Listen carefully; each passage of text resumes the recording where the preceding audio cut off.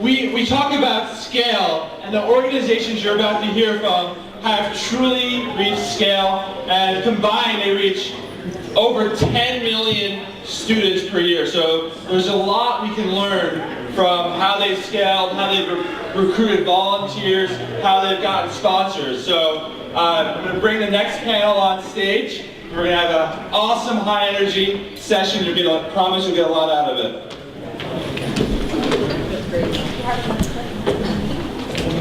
You can feel the energy already.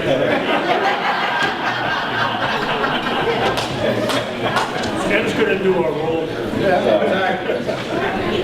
You guys know the drill, how these panels work, so I'm not going to go into that. I'm just going to jump right into our first presenter.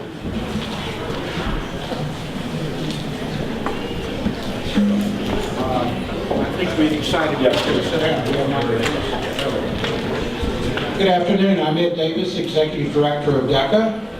I'm excited to be here, and I want to issue a disclaimer to begin with. While I work with 250,000 high school students every year and have for 30 years, I know I'm not cool because they tell me that all the time.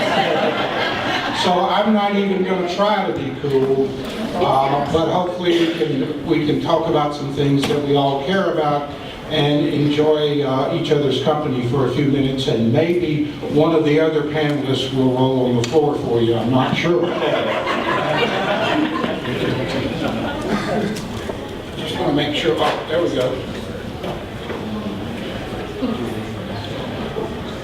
We prepare emerging leaders and entrepreneurs in the area of marketing, finance, hospitality, and management.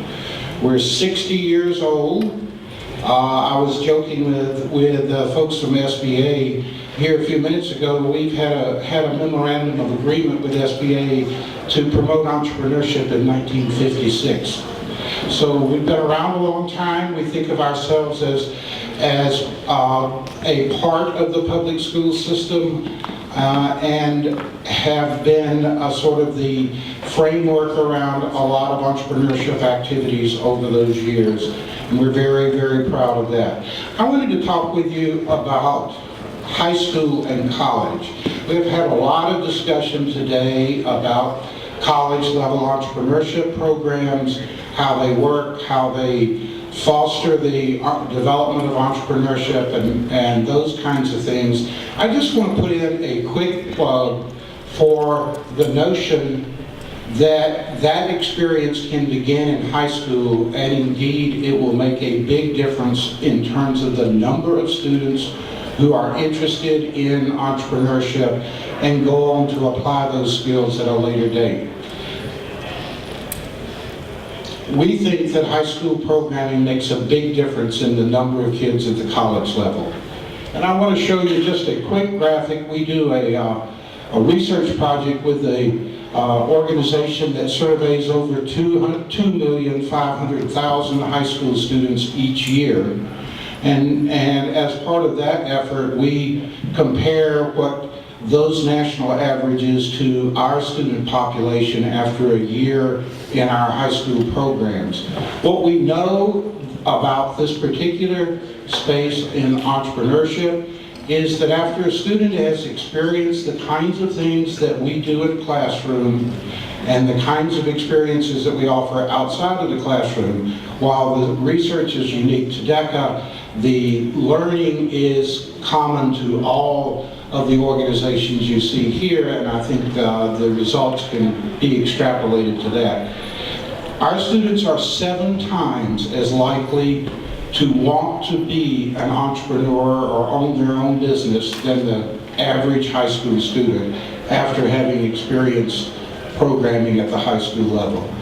They are 4 times as likely to want to pursue some sort of business curriculum, and 10 times as likely to want to do international business.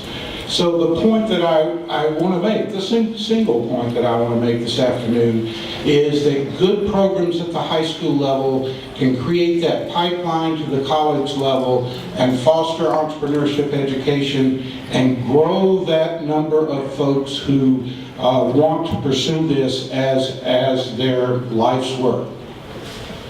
What we know about the components of an effective program at the high school level are really just four things. We know that they need to be integrated into the curriculum. In today's environment, that's a little hard. You've got to find a dedicated teacher, you've got to tie to national standards, and you've got to connect somehow to post-secondary education. If you haven't been in a high school classroom in the last 3 or 4 years, the world has changed. The reforms that are reaching the high school level are simply phenomenal. I urge you to take a look at what's happening in the modern high schools today. You will be very, very pleased and quite surprised. The second aspect that I want to advocate for effective programs is what we call applied learning. Some people here have called it experiential education, others have different names for it. But a traditional teacher standing in the front of a classroom talking about entrepreneurship is not going to get it. That's not the effective model. The students need to get their hands on, and I'm told I'm almost out of time. The other components are connecting to business, mentorships, those kinds of things.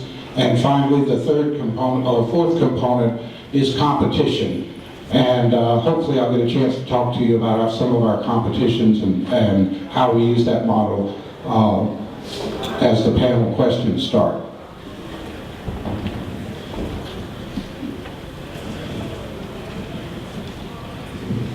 We'll bring up the next slides.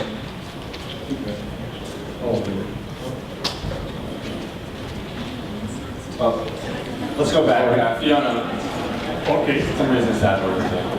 Let's go with the flow. Is my camera on?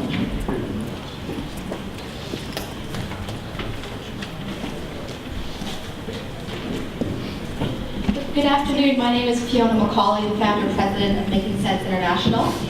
And it's my pleasure to share my vision for entrepreneurship programming in 2020. And that is that every young person and adult receives entrepreneurship skill building, financial literacy, has access to financial services, so that whether now or in the future, whether they want to or whether they need to, they will have the skills, knowledge, and attitudes to start and grow successful businesses, or use those skills to compete competitively in the labor market. So, is this vision a reality? Well, we have the good fortune of having a newspaper here from February 18th, 2020. So it's giving us a glimpse into the future, and it's a special edition on the state of entrepreneurship in the US and across the world. So let's look at some of the stories.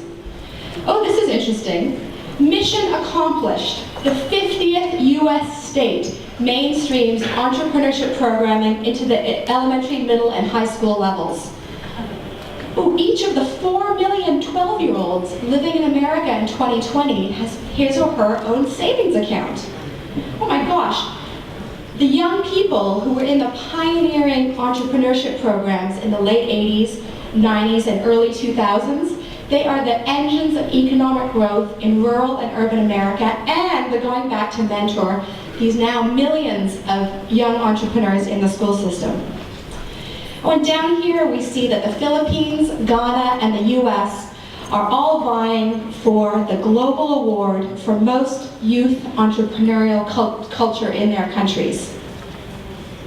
Well, what do we do to get between where we stand today with the state of entrepreneurship programming in the US and achieving that kind of vision? I'd like to propose 4 strategies. The first one is that we all applaud ourselves for being those pioneers who have made the case for entrepreneurship programming. So let's have a big round of applause for everyone. Thank you.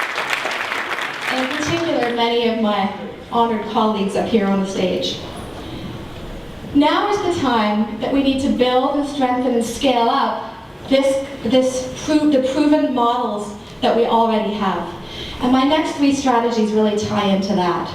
So the second strategy that I propose is that we better align the entrepreneurship programming content inside of our classrooms to growth opportunities in communities. So we're really teaching young people how to identify those growth-oriented value chains and how to seize opportunities. I think we can say that we have really mastered effective cross-sectoral entrepreneurship education. Now, how can we go deeper and to be even better preparing young people to start and grow successful businesses? Because that's no small feat. The third strategy is how we can again build on our success of effective entrepreneurship education with other program elements. There's been some great discussion today about mentoring, for example, but what I want to really focus on is access to financial services and the kind of financial literacy and financial capabilities that we all need to be able to choose the right financial product for us and then to manage that. Last year, Making Sense conducted a global mapping exercise to understand who are those financial service providers and youth-serving organizations who are deliberately linking young people to financial services. And the map is not as full or as complete as we know that it can be. We still have a long way to go. The number one financial product that young people want is savings, but the number of young people saving is really quite limited. And I think we've seen more than enough in the global economic crisis about what massive amounts of what comes to financial illiteracy can result in. So I'll say no more on that. The fourth strategy is about the importance of global knowledge exchange. How we can be better exchanging with our colleagues nationally and internationally on promising practices, what's working, what's not working, and to build more effective partnerships. I've had an up-close and personal experience with this, with having convened a Global Youth Economic Opportunities Conference over the last 5 years. And what we see is an incredible ability to move and scale by better sharing our strategies with each other. We also need more U.S. voices from U.S. leaders like yourself in that global dialogue. So I invite you to join us at the 5th global event this September. Finally, if you're interested in learning more about these kinds of trends, please feel free to go to youtheconomicopportunities.org to download the free publication that we produce every year. So I've shared my vision, and I'd like to know, what is your 2020 vision for entrepreneurship programming? What are you doing to achieve it? And I literally am looking forward to achieving our visions together. Thank you.